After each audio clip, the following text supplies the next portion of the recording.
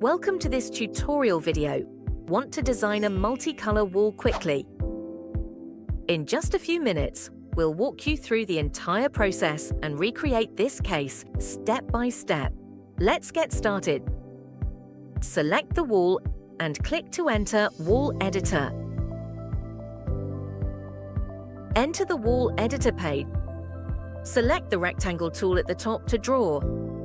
First, determine the rectangle's endpoints. Then input the corresponding values in the length and height text boxes as needed. And press the Enter key to confirm.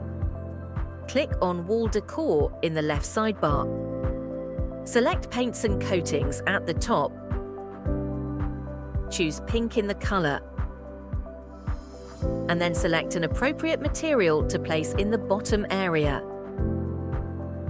Next, choose white in the colour, and then select an appropriate material to place in the top area. Next, drag to enlarge the view window in the top right corner to see the effect and check whether adjustments are needed.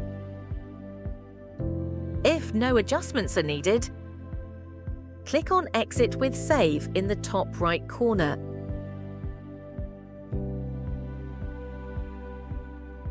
After rendering, you will get a satisfactory effect image.